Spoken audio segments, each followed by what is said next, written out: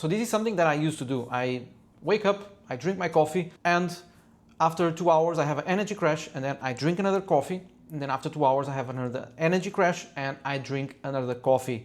And I would drink 4 or 5 cups of coffee, and I would be in this constant roller coaster, and I didn't understand why, until I started to understand the physiology of caffeine in your body, and I started to time caffeine properly. Now, this video is not to say that coffee is bad, which is actually something that I don't believe. I believe that coffee is great. The thing is that timing and the type of coffee that you have are super important things to take into account.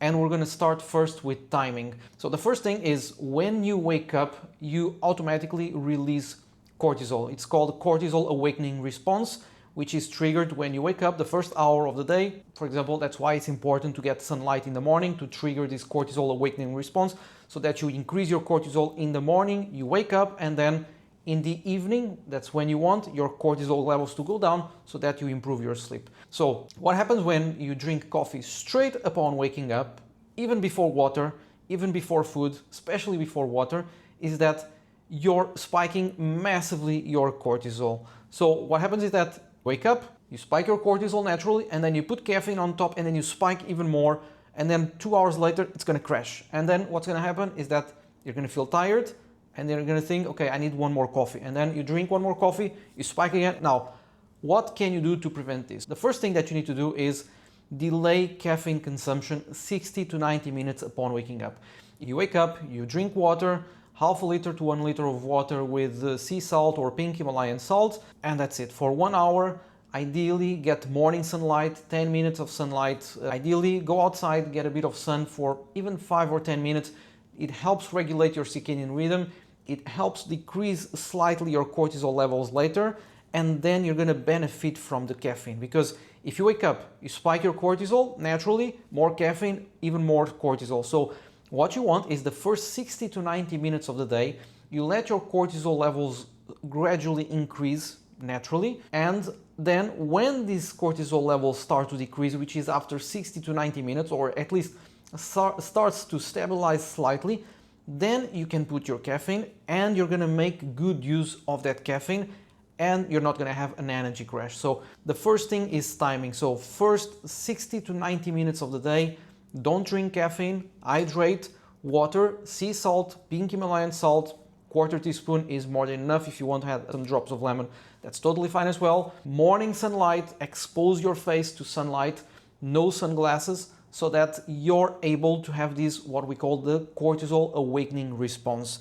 This will regulate your circadian rhythm, it will give you more energy, and it will prevent the energy crash that usually you have in the afternoon. I'm not saying for you not to drink coffee. It's actually a great source of polyphenols, reduces risk of Parkinson's disease, of fatty liver, of type 2 diabetes. Again, it just needs to be timed properly. And these are the two biggest mistakes that I see, which is people wake up and they drink coffee straight upon waking up, and they drink coffee until 6, 7, perhaps even 8 p.m. So ideally, the timing, in terms of timing, you want these two things. You don't drink coffee the first 60 to 90 minutes of the day, and you don't drink coffee maximum after 1 p.m. Why? Because caffeine has a lifetime 8 hours. What it means is that if you drink coffee at 2 p.m., at 10 p.m., you still have caffeine in your bloodstream. Even if you think that you can sleep, it's still affecting your REM sleep, your deep sleep, which is basically the restorative phases of your sleep that you want to maximize in order to have more testosterone in your body, better insulin sensitivity, and lower cortisol levels. So two timings: no caffeine the first 60 to 90 minutes of the day, no caffeine after ideally 1 p.m. So you have this window in the morning where you have, let's say, 5 or 6 hours where you can have 2 or 3 cups of coffee. Just make sure that you hydrate before. Which brings me here to the second mistake that I see, which is we talk about coffee, and when I say coffee, is espresso or black coffee. Now, a lot of people say, okay, let's go for a coffee, and then they're drinking cappuccinos, latte, flat white, frappuccinos, which are drinks with milk, with sugar, 200, 300, 600 calories. It depends, of course, on the drink. For example, if you drink black coffee straight upon waking up, you're spiking your cortisol, and this will lead also to a release of glucose in your body. What it means is that even if you're drinking coffee without any sugar, the fact that you're drinking straight upon waking up, it's gonna spike your glucose levels. That's why it's important to leave the 60 to 90 minutes of the day and ideally drink 1 liter of water before so that you minimize this glucose spike and the cortisol response. Now, on the top of that, if you're drinking not a black coffee, but a flat white or a cappuccino, the problem is that you're even spiking more your insulin.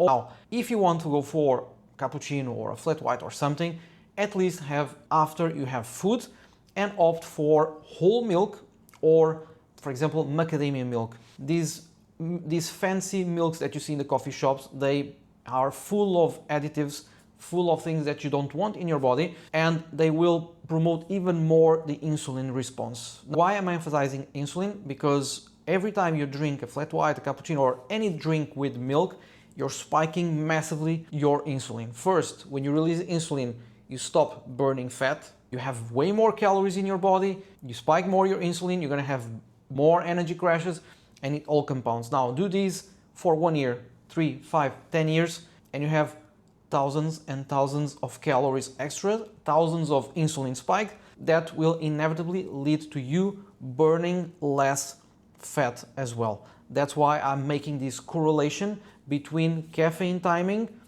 and insulin response, because if you understand how insulin works, fat loss is yours. However, if you wait 60 to 90 minutes, you have some water, ideally even some food, and when I say some food, it's not a croissant, it's not massive carb load, is high protein, moderate fat, high fiber, for example, some eggs, some avocado, some cottage cheese, some Greek yogurt, and then you have your coffee. The absorption of the caffeine will be way better. It's not going to give you that roller coaster. It's going to give you a steady energy supply without having the energy crash. So timing important, 60 to 90 minutes, ideally after food, after high protein, moderate fat, and high fiber. Again, you want to start your day with low carb to prevent energy crashes.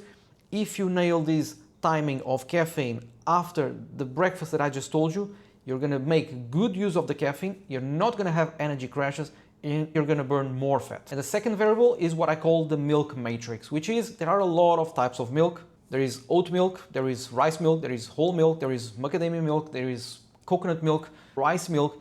They give a huge insulin response to your body. If you still want to enjoy your flat white or your cappuccino, just ensure that it's either macadamia milk or whole milk, because most of the milks that they had on your drink, they are highly processed. They have 200, 300 calories, perhaps even more. They spike your insulin, they make you accumulate more fat, and this is one of the reasons why people keep struggling with their body composition, with their energy, with stubborn belly fat or love handles. Why? Because one simple drink of this is 200, 300, 400 calories a day. If you multiply this every single day, you have thousands of calories per month. And not only the calories, but the insulin response, because as I mentioned, if you're having these sugary drinks that the baristas prepare for you, what happens is that, okay, it's great, you love it, but you stop burning fat for a lot of hours. Why? Because again, if you spike your insulin, you stop burning fat. So ideally you want either espresso, black coffee, and you keep yourself in a fat burning state. Now, the third variable, what I call the sweetener spectrum. And what I mean here is that not only the type of drink and the type of milk, but also what you add to your coffee is important. And we're not going to dive here in detail, but of course you want to minimize sugar, because even if you have a small teaspoon of sugar, again, spike your insulin, stop burning fat, energy crash. So ideally you want to aim for either monk fruit or stevia. These are the three things that I would say are allowed for you to put in the coffee that are not going to spike your insulin. So ideally you want to aim for what we call the safe zone, which is monk fruit or stevia. These two are allowed. They don't have any insulin response. They have zero glucose impact in your body. Besides the fact that they have zero impact on blood glucose, they are super safe for your gut health as well. Fixing your coffee habit isn't just about preventing the energy crash at 3 p.m. It's also about your metabolic health, your cardiovascular health, your cognitive health, and above all, your longevity. Coffee impacts every single function in your body, and again, use wisely is a great tool, but most people are not using it correctly. Compounded over 5, 10, 20 years, this has a huge metabolic impact on your longevity, on your well-being, on your health.